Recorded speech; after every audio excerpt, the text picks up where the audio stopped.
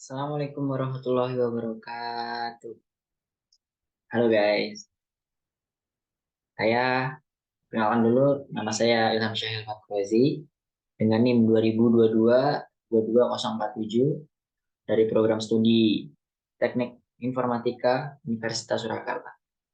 Di sini sebagai salah satu tugas akhir dari mata kuliah pengantar informatika, di sini saya akan menjelaskan suatu suatu hal, yaitu sudah ada di depan sini, yaitu ada namanya cloud computing. Apa sih cloud computing? Ada yang ngerti nggak? Pasti belum banyak yang memahami. Di sini saya akan menerangkan sedikit tentang apa sih pengertian dari cloud computing itu. Langsung aja kita mulai. Yang pertama, pengertian dulu ya. Apa itu cloud computing? Nah, cloud computing merupakan secara sederhana merupakan pengiriman berbagai layanan komputasi, termasuk server, perangkat lunak, penyimpanan data, database, jaringan, serta analitik melalui internet atau yang bisa kita sebut sebagai cloud. Jadi cloud itu bisa kita temui kayak misal mungkin ada yang punya iPhone, kita punya yang namanya iCloud. Jadi kayak kita bisa menyimpan data itu di internet. Jadi nggak harus di apa namanya? Jadi kita bisa simpan di server dengan menggunakan internet. Secara sederhana seperti itu ya. Jadi ya kayak merupakan pengiriman berbagai layanan komutasi termasuk server, perangkat lunak, penyimpanan data, database, jaringan, serta analitik melalui internet. Gitu ya. Selanjutnya, cloud computing ini dibagi dari beberapa jenis. Ya, ada yang pertama yaitu ada infrastruktur as a service atau bisa disingkat IaaS. Kemudian ada platform as a service atau bisa disingkat PaaS. Kemudian ada yang terakhir yaitu software as a service. Sebelum kita bahas lebih lanjut, jadi ya cloud computing ini terbagi jadi tiga jenis, yaitu ada infrastruktur, ada platform, serta ada software. Mari kita bahas satu persatu. Yaitu yang pertama ada infrastruktur as a service. Apa sih jenis cloud computing dari infrastruktur as a service?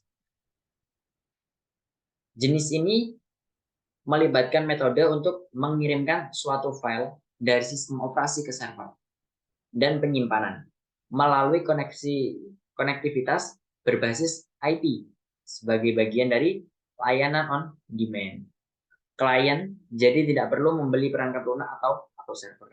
Ya, mungkin kalau bisa kita ambil contoh mungkin seperti Microsoft Azure gitu. Jadi kayak file itu tinggal kita upload saja. Yang penting kita punya jaringan internet, kita punya konektivitas, kemudian uh, kemudian kita upload file kita ke cloud ini, ke ya contoh kayak ke Microsoft Azure. Kemudian beberapa contoh layanan yang menggunakan jasa cloud computing jenis ini, yaitu ada dari Amazon Web Service, kemudian ada Microsoft Azure, kemudian ada Google Cloud Platform gitu ya. Kalau Amazon Web Service ini produk dari Amazon, yang Microsoft Azure produk dari Microsoft, kemudian ada Google Cloud Platform dari Google. Ya, mungkin beberapa contoh masih banyak yang lainnya. Cuma ya sebagian besar ya ini. Kemudian lanjut yang kedua, yaitu platform as a service. Apa sih platform as a service? Ada yang ngerti nggak? Jadi platform as a service atau PaaS disebut-sebut sebagai yang paling kompleks. Jadi yang paling apa? Kompatibel gitu. PaaS hampir mirip dengan SaaS. Nanti SaaS ke depannya kita bahas. Tapi perbedaan paling besarnya adalah alih-alih mengirim suatu perangkat lunak via online, tapi sebenarnya pas ini adalah platform untuk membuat perangkat lunak yang dikirimkan melalui internet gitu. Jadi ya platform ini kayak apa? Platform as a service itu sebenarnya ya hampir mirip dengan apa? Software as a service. Nanti akan dibahas di selanjutnya. Cuma ya ada beda. Bedanya yaitu dia hanya apa? Platform yang membuat perangkat lunak dikirimkan melalui internet gitu. Beberapa contoh dari PaaS ini yaitu ada produk dari Microsoft Office 365 ya mungkin kayak Microsoft Word dan sejenisnya seperti itu. Kemudian yang terakhir ada software as a service. Apa sih software as a service? Ada yang ngerti nggak? Jadi software as a service melibatkan suatu lisensi aplikasi perangkat lunak kepada penggunanya. Lisensi ini biasanya diberikan melalui metode pay as you go atau on demand.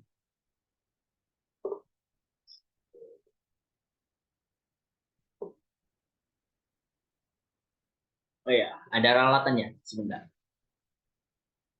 Jadi untuk platform as a service, contoh layanan yang menggunakan ya, cloud computing jenis platform as a service yaitu ada Amazon seperti ya sebelumnya yang apa infrastruktur as a service tadi dan juga Microsoft Azure. Gitu. Jadi kedua layanan dari Amazon dan Microsoft ini keduanya menggunakan apa? Menggunakan cloud computing jenis PaaS. Kemudian yang selanjutnya ada software as a service. Sebenarnya apa sih software as a service? Ada yang tahu? Jadi software as a service adalah jenis cloud computing yang melibatkan suatu lisensi aplikasi perangkat lunak kepada penggunanya. Lisensi ini biasanya diberikan dengan metode pay as you go atau on demand. Seperti ini bisa ditemukan di Microsoft Office 365. Jadi kayak kalau kita mau gunain kayak layanan dari aplikasi tersebut, biasanya kita harus bayar. Jadi kayak kita harus bayar gitu. Jadi ya kita harus membeli lisensinya gitu. Kalau kita mau gunain aplikasinya, kita harus membeli lisensinya. Kemudian apa sih kelebihan menggunakan cloud computing? Yaitu yang pertama yang jelas akses lebih mudah. Dengan menggunakan cloud computing memiliki karena apa? Karena cloud computing ini memiliki sistem yang membuat penggunanya bisa dengan mudah mengakses berbagai data yang tersimpan di dalam sistem kapanpun dan dimanapun. Pengguna bisa membuka maupun mengakses semua data dengan menggunakan dan praktis dengan mudah dan praktis selama terkoneksi dengan jaringan internet. Jadi yang penting kalian terkoneksi dengan internet, jaringan kalian aman, semuanya bisa diakses. Ya gampang. Kemudian yang kedua, penyimpanan tak terbatas gitu.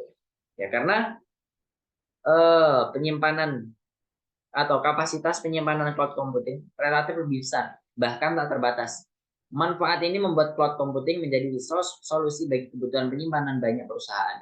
Semakin menguntungkan karena cloud computing tidak butuh perangkat keras di dalam melakukan penyimpanan data gitu. Jadi apa? Nggak perlu hardware.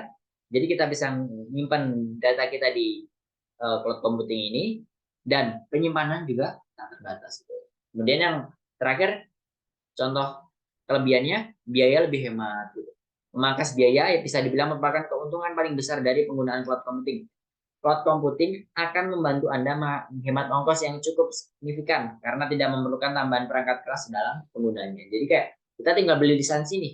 Misalnya kita mau menyimpan data kita selama setahun atau berapa tahun mungkin. Kita tinggal beli lisensinya, nanti kita simpan data-data di cloud computing itu. Jadi kita nggak perlu kayak beli hardware lagi gitu. Kemudian selain ada kelebihan, pasti ada kekurangan atau kelemahannya. Kelemahan cloud computing yaitu yang pertama isu teknis. Kadang tuh teknisnya kayak sering gangguan. Teknologi pada cloud computing selalu rentan terhadap pemadaman atau isu teknis lainnya. Bahkan penyedia layanan cloud terbaik pun sangat mungkin berhadapan dengan tipe masalah ini. Meskipun sudah meramaikan maintenance dengan standar yang tinggi. Jadi kayak ya mungkin problem teknis gitu ya pasti ada. Cuma ya lebih banyak keuntungannya. Kemudian yang kedua ada ancaman keamanan. Selain ada isu teknis ya kita nggak bisa kayak menjamin 100% data kita aman di situ enggak. Karena ya itu karena udah maju pasti ada resiko keamanan kayak mungkin ada banyak hacker yang bisa mengakses. Kemudian yang terakhir ada downtime. Downtime juga menjadi pertimbangan ketika bekerja menggunakan cloud computing. Ini terjadi karena penyedia layanan cloud computing Anda mungkin kehilangan power, koneksi, internet lambat, perawatan rutin dan lain-lain. Jadi kayak ya setiap produk itu pasti ada kelemahan, pasti ada kelebihan. Ya, tadi mungkin dari kelebihannya ada mungkin bisa mudah aksesnya yang dimanapun bisa diakses, yang penting ada internet. Kemudian penyimpanan tak terbatas, kemudian biaya lebih hemat. Kemudian dari kelemahannya mungkin dari teknis, kadang mungkin kayak internet yang gangguan jadi kita nggak bisa akses, itu kan juga termasuk. Mungkin kadang lagi di maintenance, jadi ya kita nggak bisa akses. Kemudian ancaman keamanan karena sekarang tuh akhir-akhir ini ya banyak lah dari hacker-hacker juga sering menyerang kayak data-data pribadi gitu. Ya termasuk ini ancaman juga. Kemudian downtime kadang mungkin apa kehilangan power kayak internetnya jadi tiba-tiba putus kayak gitu. Dari server cloudnya mungkin lagi maintenance atau mungkin lagi ada masalah juga termasuk. Ya mungkin cukup itu aja yang bisa saya sampaikan tentang cloud computing. Mungkin ada banyak salahnya, banyak kurangnya. Bisa dikasih saran untuk kedepannya, mungkin bisa masukin di kolom komentar nanti. Untuk selanjutnya, sekian dan terima kasih sudah mau mendengarkan sedikit penjelasan dari saya. Kurang lebihnya saya mohon maaf yang sebesar-besarnya. Sekian dari saya. Assalamualaikum warahmatullahi wabarakatuh.